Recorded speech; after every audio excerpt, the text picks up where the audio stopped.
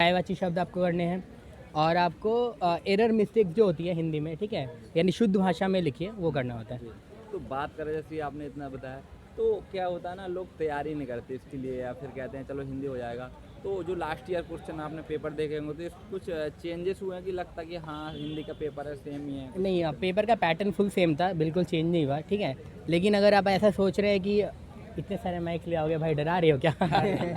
ठीक है, तो आप अगर ऐसा सोच रहे हैं कि बिना पढ़े हो जाएगा तो इस गलती में ना रहिए, ठीक है, क्योंकि बहुत से ऐसे होते हैं जिनका कंपलसरी पेपर नहीं निकलता, तो फिर प्रॉब्लम होती है। तो एटलीस्ट 2-3 पेपर तो लगाने हैं, एटलीस्ट 3 घंटा बैठ के तो लिखना है। तो इसके बाद आपका जो अब इंग्लिश का पेपर है तो उसके लिए अभी जो गैप मिला तो इसमें पढ़ने की कोशिश करो या बोलते हैं कुछ लोग कि हमारा माइंड थक गया तो हम रिलैक्स करेंगे? ऐसा पढ़ने के लिए है नहीं मेरे पास, ठीक है, तो मैं तो नहीं पढ़ रहा, बाकी का मुझे पता नहीं। और ऊपर कुछ सीनियर्स हैं जो ऑप्शनल पढ़ रहे हैं, क्योंकि कल ऑप्शनल का पेपर है, वो ज़्यादा इंपॉर्टेंट है। तो आपके ऑप्शनल की तैयारी कैसे कर रहे हो सर? मेरी सोशियोलॉजी ऑप्शनल है, वो मैंने सेल्फ स्टडी की है बुक से और नोट से, ठीक है, बस इतना ही है। और न्यू एस्पिरेंट को आप क्या बताना चाहोगे लैंग्वेज पेपर? न्यू एस्पिरेंट्स को मैं यही बोलना चाहूँगा कि आप पहले से तैयारी कीजिए, एटलीस्ट प्रीलिम्स और मेंस के जो टाइम होता है 3 मंथ्स का, एटलीस्ट 2-3 पेपर तो लगा लीजिए रीजनल लैंग्वेज के, नहीं तो प्रॉब्लम होती है, टाइम में कंप्लीट नहीं होगा। और आप अगर पहली बार लिख रहे हैं बहुत दिनों बाद ना, तो हिंदी की राइटिंग बहुत स्लो होगी, तो बहुत प्रॉब्लम होती है।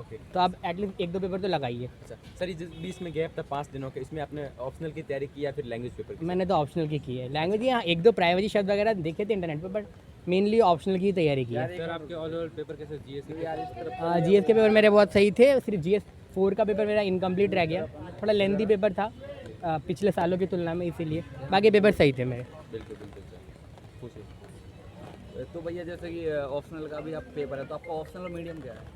इंग्लिश है, सॉरी ऑप्शनल क्या है? सोशियोलॉजी है। सोशियोलॉजी है। इसके लिए आपने जैसे अभी जीएस के पेपर में इसके बाद जो अभी लैंग्वेज पेपर का गैप था जिसमें आपने ऑप्शनल की तैयारी की थी कि लैंग्वेज पेपर की तैयारी? मैंने मेनली ऑप्शनल की तैयारी की है, लैंग्वेज की नहीं की बिल्कुल भी। तो ऐसा क्यों कि आपने लैंग्वेज को चलो हो जाएगा? ये आप सभी को पता है जो लोग यूपीएससी एस्पिरेंट्स है, ठीक है, कि जो लैंग्वेज है ये सिर्फ पासिंग है, ठीक है, आपको 75 मार्क्स लाने हैं, उसके इसका कोई महत्व है नहीं, ठीक है। और ऑप्शनल में आपको स्कोर करना है और वो स्कोर डिसाइडेड होते हैं। तो जीएस के जितना मैं जानता हूँ कि मोरलेस सबके सेम मार्क्स आते हैं, ऐसे पेपर और ऑप्शनल पेपर बहुत ज़्यादा इंपॉर्टेंट होता है आपके मार्क्स ज़्यादा लाने में। अटेम्प्ट कौन सा था? मेरा फर्स्ट अटैम्प्ट है और फर्स्ट मेंस तो है। आपने सेल्फ स्टडी की या कोचिंग? मैंने सेल्फ स्टडी की है। सर जैसा कि आपने फर्स्ट टाइम में फर्स्ट मेंस लेके रहे हो सर, आखिर आपको क्या लगता है कि सर मेंस में यूपीएससी एस्पिरेंट से आखिर यूपीएससी क्या मांगती है एक एस्पिरेंट से आईएएस बनने के लिए? एस्पिरेंट से तो वही है, मल्टी डायमेंशनल अप्रोच होना चाहिए, ठीक है। एटलीस्ट अभी मेरा क्लियर हुआ नहीं तो मैं ज़्यादा बोलूँगा भी नहीं इस बारे में, ठीक है, पर वही कि आपके आंसर है मल्टी डायमेंशनल अप्रोच होना चाहिए। और एक बात है जो हर मेंस कैंडिडेट को करना चाहिए प्रीलिम्स के बाद, कि बहुत ज़्यादा बहुत लिखें, जितना आप लिख सकते हैं लिखते जाइए जब तक हाथ ना दर्द हो, ठीक है, वरना नहीं होगा, सीधी बात है।